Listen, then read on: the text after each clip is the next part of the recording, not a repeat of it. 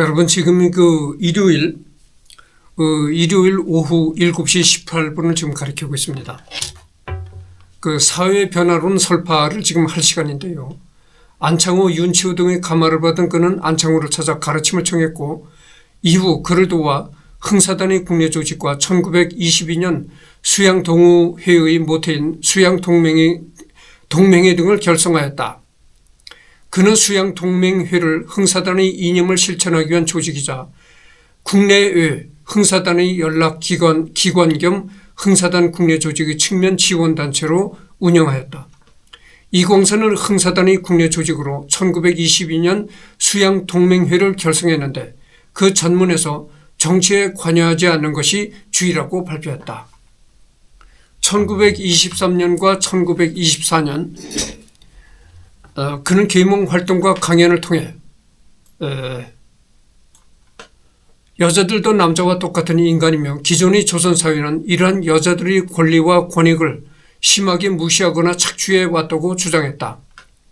그는 여자들에게도 자유가 부여되어야 하며 여자의 자유는 결혼과 가정으로부터의 탈출이 선행되어야 하며 자유연애를 통해 여자의 해방, 자유를 쟁취할 수 있다고 내다보았다.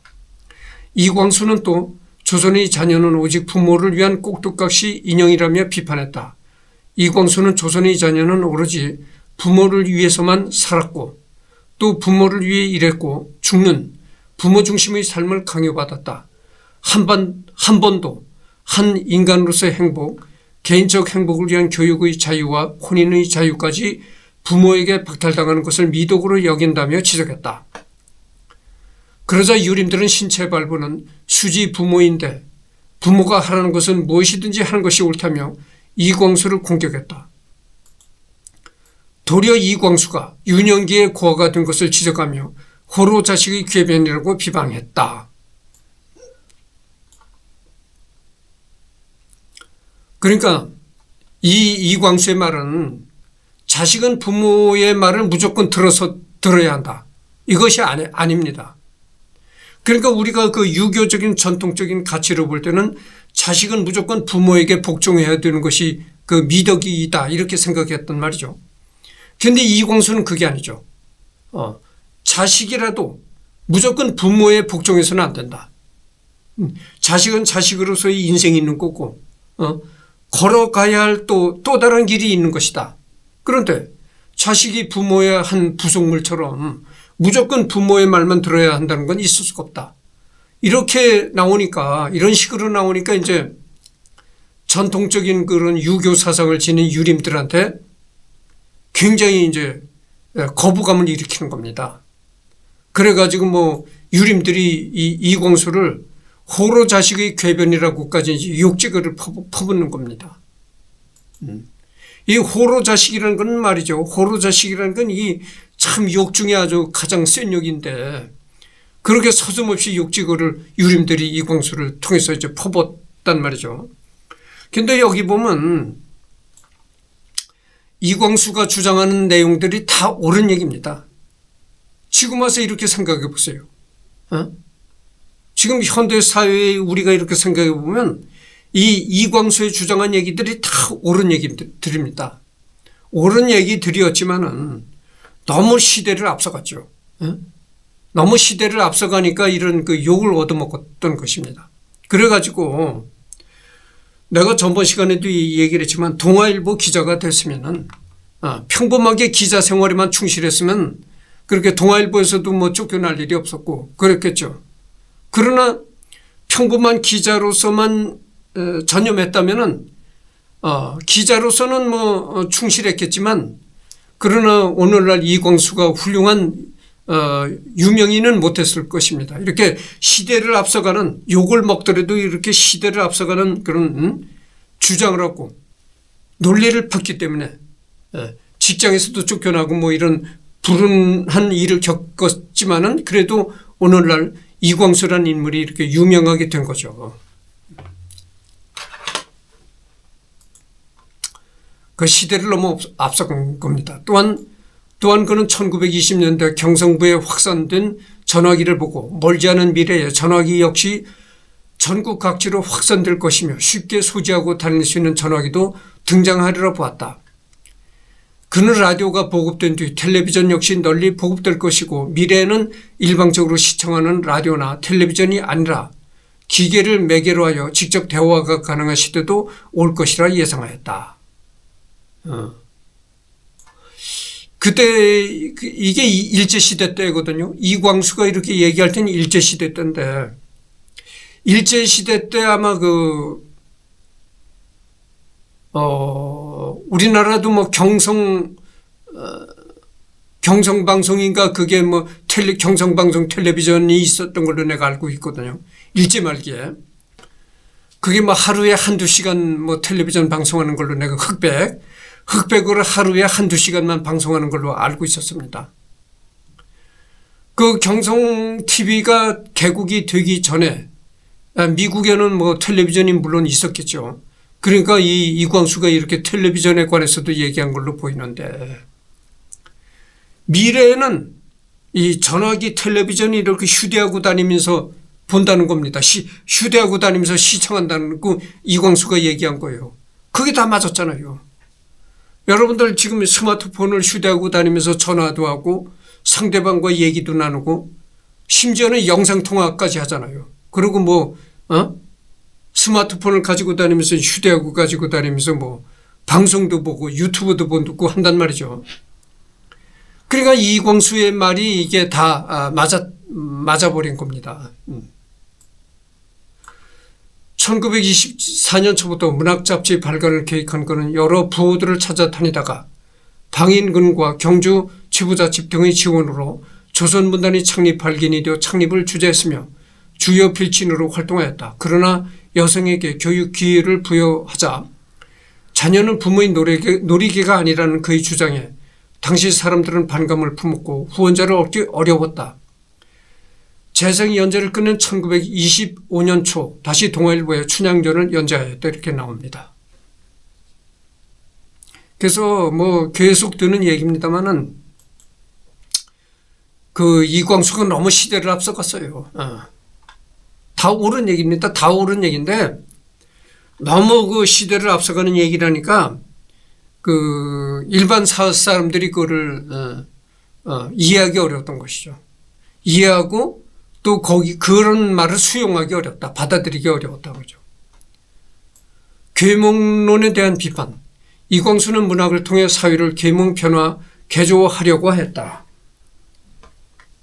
그러나 그의 문학을 통한 사회 계몽 변화 시도에 대해 김우진은 이를 비판하였다. 작가 김우진은 다이쇼 시대 개인의 자아 실현을 목표로 삼았던 시라카바 팝 문학의 영향을 크게 받았다. 그는 희곡, 정오, 이영녀, 두대기 신의 환멸 등에서 사회적 억압과 통제의 현실을 폭로하고 인습과 도덕을 극복한 초월적 개인을 형성화하면서 자유로운 개인이자 공적 인격체인 시민을 발견한다. 김우진은 1926년 쓴 평론 이광수류의 문학을 매장하라 해서 당대 최고의 문인 이광수를 신랄하게 비판했다. 김우진은 조선이 지금 요구하는 것은 형식이 아니요 미문이 아니요 재화가 아니요 백과사전이 아니다라면서도 거칠더라도 생명의 속을 파고드는 생명력 한 곳 땅을 파면서 통곡하는 부르짖음이 필요하다며 그의 계몽론을 비판했다. 그게 이제 김우진이라는 사람은 이광수 문학을 굉장히 이제 신랄하게 비판하고 나왔다 그죠. 이광수 문학은 보면은 이 미문으로 되어 있다. 아름다운 문장으로 되어 있다. 그리고 이제 뭐 이런데 김우진이가 주장한 건 거죠. 이렇게 뭐 아름다운 미문, 백과사전으로 늘어놓는 문장 이런 것이 지금 필요하지 않다. 한국에는 철저히 땅을 파면서 통곡하는 부르짖음이 필요하다 이런 얘기죠. 그러니까 이제 뭐 서민들의 삶, 서민들의 애환, 가난한 사람들이 겪어야 되는 애환, 이런 걸로 이제 이 김우진의 논리대로 말한다면 이제 그렇게 말할 수가 있겠어요. 이렇게 뭐 이광수처럼 낭만적이고 아름답고 아름다운 문장에 취하지 말고 진짜 서민이 땅을 파면서 통곡하는 그런 부르짖음 그런 걸 써라 이런 얘기죠. 서민의 아픔, 가난한 자의 그 피나는 그 눈물 이런 거를 글을 써라 이런 얘기입니다. 이 김우진이 논리가 그런 얘기죠.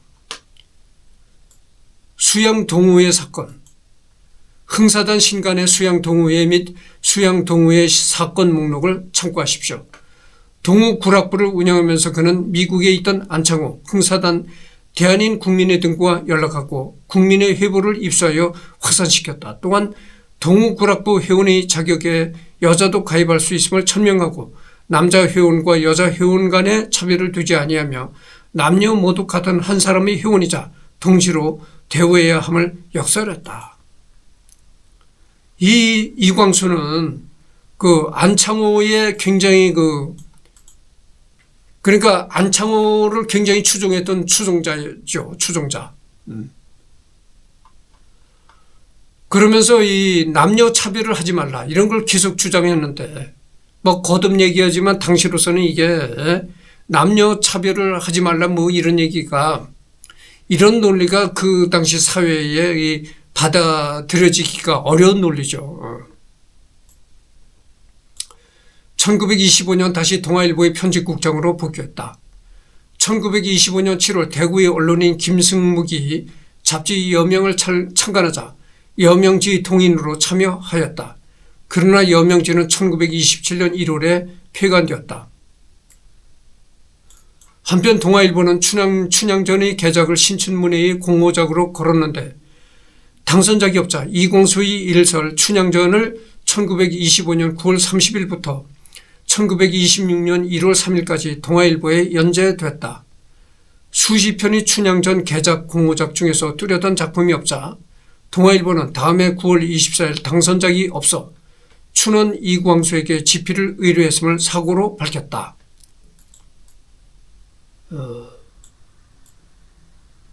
그래서 이제 1925년 봄부터 안창호의 지시에 따라 수양 동맹회와 동우 구락부를 통합하여 통합 조직을 결성하기 위해 노력, 수양 동우회로 발족시키는 데 힘을 쏟는 끝에 1926년 1월 8일 수양 동우회를 탄생시켰다. 수양 동우회는 인격 수양과 민족문화 건설을 목적으로 하였으나 실질적인 모든 사업과 실천 내용은 흥사단의 국내 조직 역할 단체였다.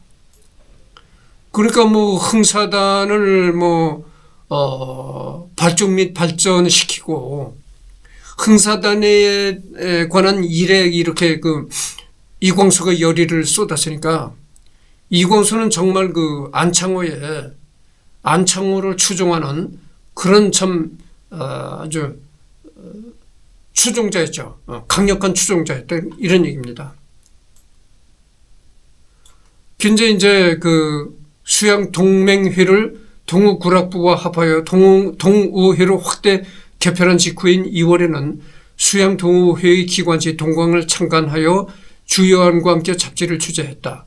조선총독부 경무국에서 수양 동우회의 조직을 의심하고 안창호의 국내 대리인으로 의심하자 그는 동우회는 사회계몽단체임을 들어 독립운동단체가 아니라고 변명하여 의심의 눈초리를 벗어났다.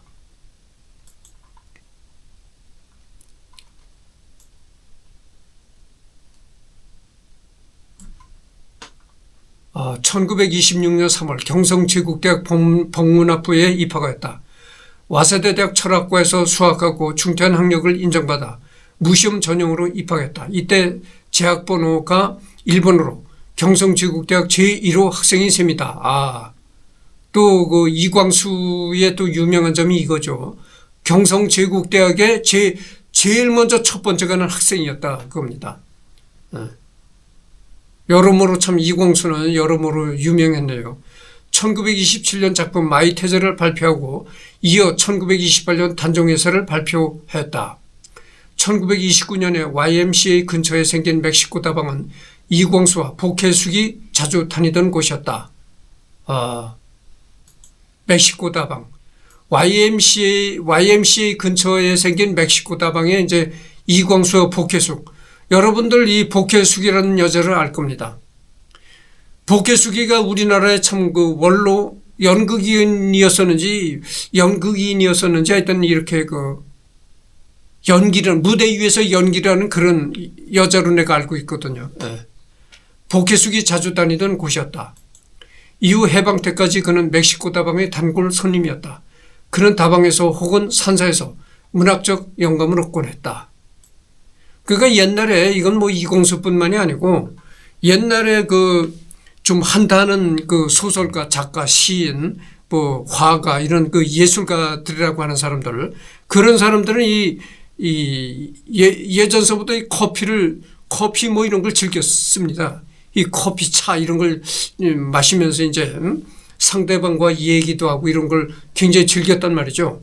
그 이공수뿐만이 아니고 대부분의 이 글을 쓰고 이런 사람들이 대부분이 그런 특징을 가지고 있었습니다. 그러니까 이광수도 역시 이제 커피나 차를 마시고 앉아서 얘기하는 그런 걸 즐겼다 이거죠. 그래서 이제 다방을 자주 갔다 이런 얘기고. 일제식민 통치에 대한 정. 지금 16분을 경고했네요. 1920년대 와서 그는 조선총독부가 조선 역사 교육을 금지시키는 것에 반발, 단재 신채의 저서와 문건을 입수하여 한글로 번역하여 보급하는 한편 자신이 직접 역사 관련 칼럼과 소설, 시, 희곡 등을 짓기로 결심한다. 1926년부터 경성제국대학 법문학부 야간반 학생으로 다녔지만 폐병이 심해지자 작업도 힘들어졌고 1926년 9월 경성제대 1학년 2학기 초에 휴학을 하게 되었다. 이후 집에서 요양하며 집필 활동에 전념하였다. 그러니까 이제 뭐 경성제대에 입학은 했지만 경성제대가 지금으로 말하면 서울대입니다. 서울대의 전신이 경성제대죠. 경성제국대학이라고 했습니다. 근데 경성제국대학 1학년 2학기에 이제 그 휴학을 했다는 겁니다. 이 폐결핵이 심해져 가지고.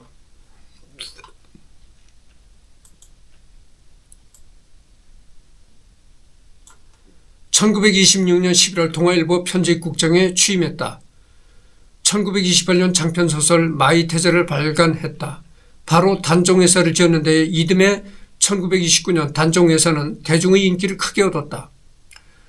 이광수는 장편 단종회사에서 세조가 단종을 쫓아내고 집권한 역사를 다뤘다. 그는 사육신이 처형당한 날 신숙주의 아내 윤씨가 목숨을 끊었다고 썼다. 변절한 남편이 부끄럽다며 다락방에 올라가 목을 맸다고 묘사했다. 이광수는 18세기 실학자 이긍익의 연료실기술에 실린 야사를 바탕으로 삼았다. 그러니까 뭐 이광수는 이렇게 마이태자도 썼고 단종회사 뭐 이런 것도 집필했다고 합니다. 그러니까 이광수는 뭐 사랑 뭐 이런 것만 쓴 것이 아니고 그렇게 연애 소설만 쓴 것이 아니고 이렇게 이제 역사 소설도 썼다 이런 얘기죠. 그러나 실제는 세조실록 2년 1월 23일자엔 신숙주 아내가 병으로 세상을 떠났다는 기록이 나온다. 그러니까 이광수 소설은 그렇습니다. 이광수 소설은 그 신숙주의 아내 윤씨가 다락방에 올라가서 목을 매가지고 자살했다. 이렇게 썼다는 겁니다. 그런데 그 실제 세조실록에 기록된 내용을 보면은 신숙주의 아내가 그 병으로 죽은 것은 아니고, 다락방에서 이렇게 목을 매가지고 자살한 것이 아니고 병으로 죽었다 이렇게 기록이 되어 있다는 겁니다. 여러분들 신숙주 아시잖아요. 신숙주가 그 세종대왕 때 그 지편전 학자로서 그 훈민정음을 연구했던 학자잖아요. 대학자죠. 그러니까 신숙주 아내를 둘러싼 야사는 정사와 처녀들은 허구였던 셈이다. 이런 얘기죠. 그러니까 요즘에 그 사극, 방송국에서 그 제작하는 사극이 실제 역사와는 좀 이렇게 다른 그런 면이 많다고 내가 얘기를 했잖아요. 이광수의 소설도 그런 겁니다. 이광수의 소설도 실제 그 역사와는 이렇게 다른 부분이 있었다 이런 걸 이제. 그 이광수가 말이죠. 이광수가 그 역사 소설을 쓸 때 전부 이렇게 조선 왕조 실록을 들춰보고, 이렇게 쓰기는 참 어렵다고는 봅니다. 그래서 뭐 조선왕조실록을 전부 하나하나 더 검토해보고 쓰기라는 건 상당히 어려운 거고, 지금은 말이죠. 지금은 이렇게 컴퓨터가 대중화되고 이렇게 인터넷이 대중화됐다 보니까 이 조선왕조실록도 검색을 해가지고 이 필요한 부분만 쉽게 뽑아낼 수가 있습니다. 그러나 이 이광수 시대는 그게 아니거든. 그게 아니라서 이 전부 그 방대한 이 조선왕조실록을 전부 다 뒤져봐야 된다는 얘기예요. 그게 참 어려운 얘기죠. 그러니까 뭐 조선왕조실록을 다 들춰보고 거기에 기초해서 글을 쓴다는 거 어려운 얘기고, 자기가 평소에 알고 있던 그 내용대로 쓰다 보니까 사실들보다는 좀 어긋난 얘기도 소설에 쓰여졌다 이런 얘기입니다. 1928년 3월 다시 경성제국대학 법문학부에 복학하였다. 그러나 폐병과 과로 등으로 몸이 약해지면서 3학년 2학기를 마치고 1930년 1월 경성제국대학을 중퇴하고 만다. 1930년 봄 주요한 정지용, 주요섭 등과 함께 방종환의 잡지 어린이지의 필진으로 참여한다. 그러나 경성제국대학 법문학부마저도 중퇴하게 된다는 겁니다.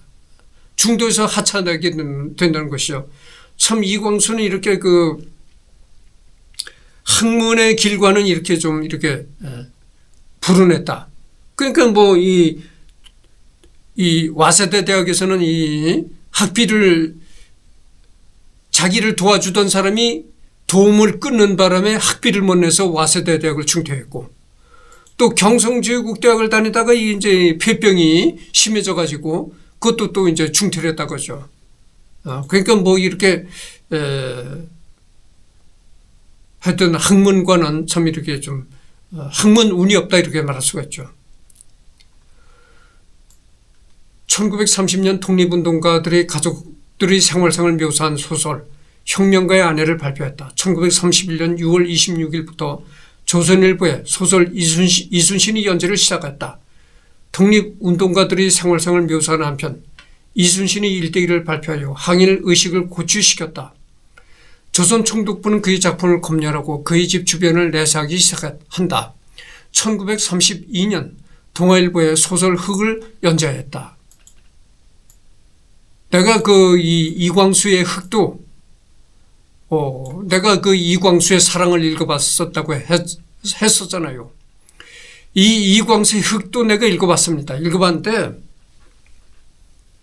지금은 내가 스토리를 잊어먹었습니다. 너무 오랜 그 세월이 흘렀기 때문에 내가 뭐 이게 사춘기 시절에 읽었으니까 너무 많은 세월이 흘러서 지금 그 스토리는 내가 잊었는데, 하여튼 그 이광수가 참 글을 잘 쓴다 이런 그 생각은 늘 갖고 있었어요.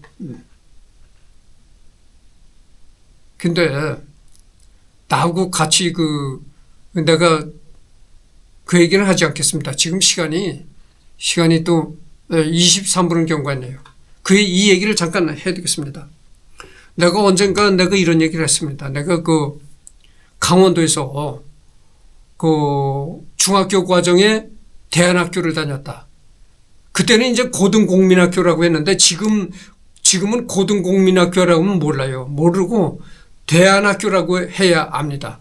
그러니까 이제 중학교 과정에 대안학교를 다녔는데 내 선배 나보다 선배 학년이 있었어요. 선배 학년에 그 장아무개라는 실명을 내 거론하지 않겠어요.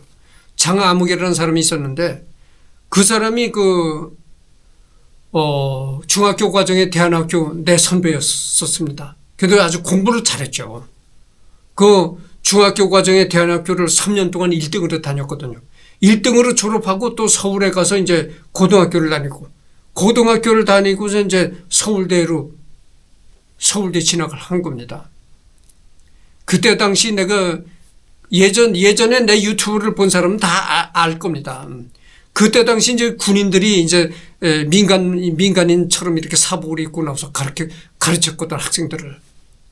군인들이 말이죠. 스파르타 교육이라고 아시잖아요. 그런 식으로 굉장히 닥달했습니다. 이 학생들을. 그리고 이제 굉장히 때려가면서 학생들을 가르쳐가지고 그 시골에서 강원도 그 시골에서 이 서울대까지 진학한 사람이 나왔었다니까. 그래가지고 그 사람이 이제 서울대에 합격했었는데 서울대 합격한 후로 이 고향에 한번 내려온 적이 있었댔어요. 그래가지고 우리 마을에 내려온 적이 있어가지고 내가 그 형하고 이제 선배 형이죠. 그 선배 형하고 이제 얘기를 나눌 기회가 있었는데 내가 물어봤어요. 서울대 어느 학과에 입학했나요? 이렇게 물어보니까 그때 당시 서울대는 이 학과별로 모집하는 것이 아니고 크게 이제 학문에 크게 이제 이렇게 덩어리로 모집한 겁니다. 그러니까 인문과학계, 뭐 자연과학계, 뭐 사회과학계, 뭐 이런 식으로 큰 덩어리로 이제 그 학생들을 모집했거든요. 그래서 내가 어느 학과에 입학했습니까? 이렇게 물으니까 학과별로 모집한 것이 아니고 나는 이제 자연과학계에 입학했다. 내가 이런 얘기를 들은 적이 있었습니다. 자연과학계니까 모르겠어요. 자연과학계는 그 인문계통이 아니죠. 인문계통의 학문이 아니고 이과계통의 학문이죠.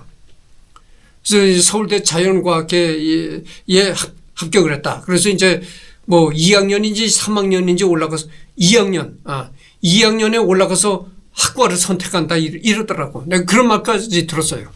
그래가지고 그 선배 형이 그 서울대를 졸업하고 당시 뭐 극동건설인가 거기 그 입사했었다는 그런 얘기를 내가 들은 적이 있습니다. 지금은 뭐 극동건설이 내가 뭐 부도가 났는지 아니면은 다른 업체로 넘어갔는지 내가 하여튼 극동건설이 없어진 걸로 내가 알고 있거든요. 그리고 또 요즘에는 평생 직장이라는 게 없잖아요. 한번 직장에 들어가서 뭐 평생을 그 퇴직할 때까지 있는다. 그런 개념이 없잖아요. 그러니까 뭐 어떻게 됐는지 그 후로는 그 형을 내가 만나보지 못했습니다. 근데 여러분들 극동건설 사무실이 어디 있었냐면은 서울 충무로에 가면 말이죠. 충무로에 가면 그 하얀 빌딩이 있습니다. 하얀 빌딩이 있는데 거기에 거기에 극동건설 사무실이 있었다는 걸 내가 알고 있었어요. 그런데 그때 내가 그 형을 고향에서 만났을 때 내가 물어봤어요. 나는 이광수의 소설을 참 감명 깊게 읽었다. 이렇게 내 얘기를 하니까 씩 웃으면서 참 그 형이 공부를 잘했습니다.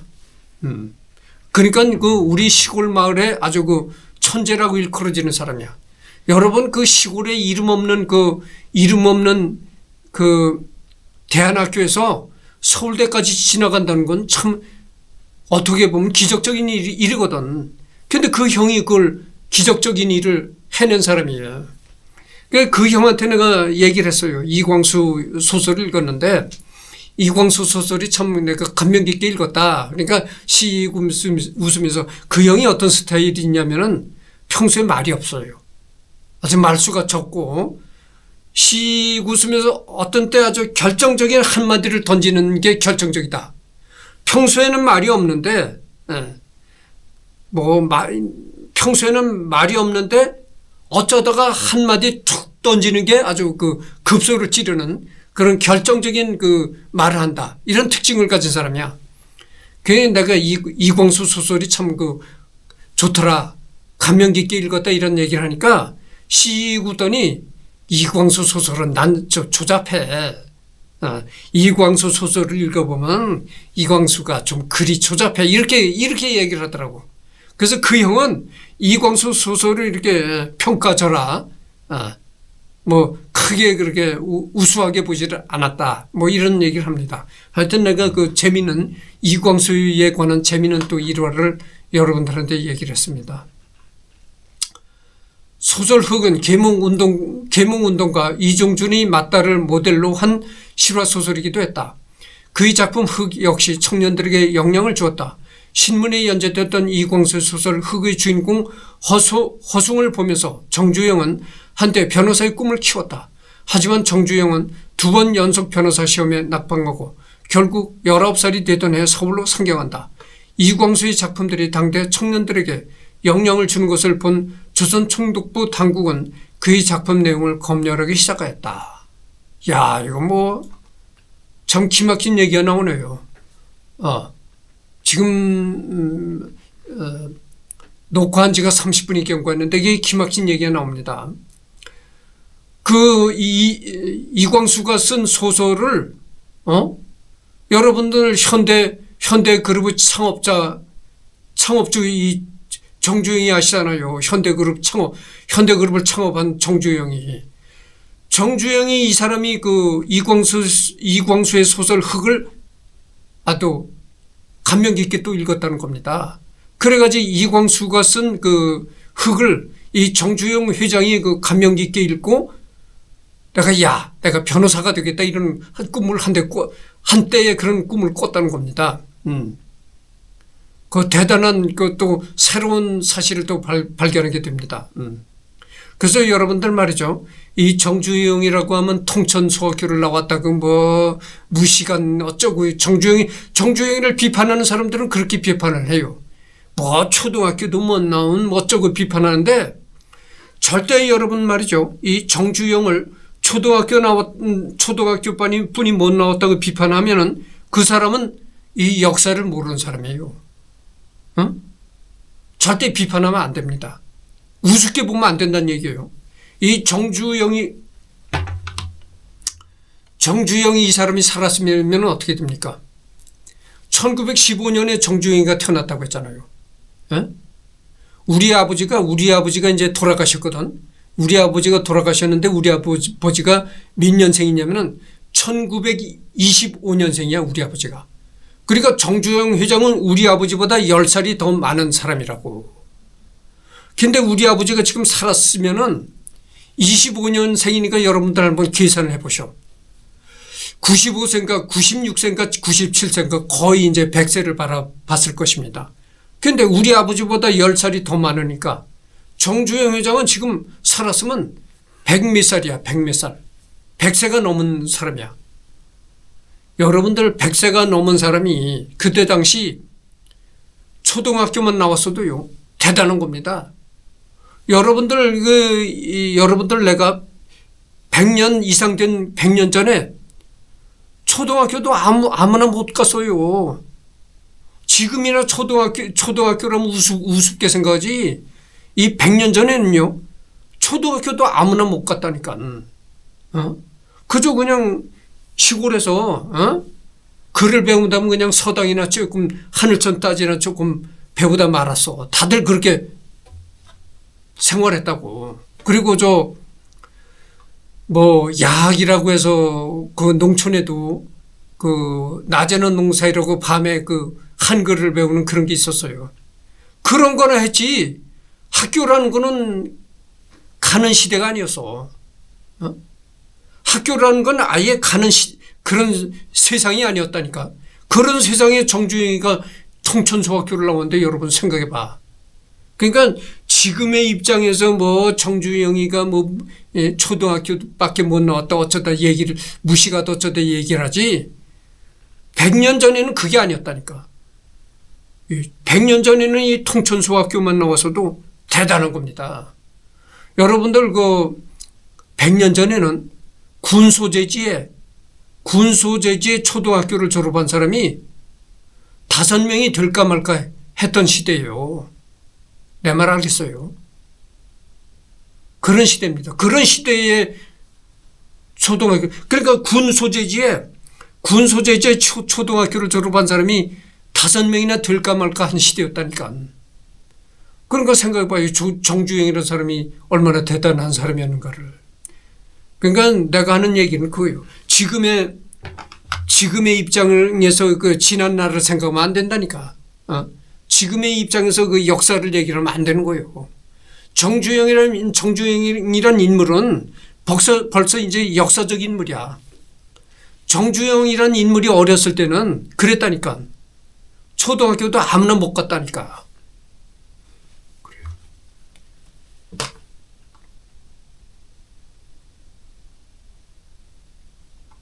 그래서 그 다음에 이제 단종회사 발표가 나오는데 내가 전번 시간에도 얘기를 했지만 이광수가 말이죠. 반도 못했어요. 한 3분의 1분이 지금 못했습니다. 그러니까 이광수가 언제까지 가려는지 뭐 다음 주 하여튼 12월 달 내내 이달 내내 이광수를 해둘 것 같습니다. 그래서 이 단종회사 발표는 다음 시간에 하도록 하겠습니다.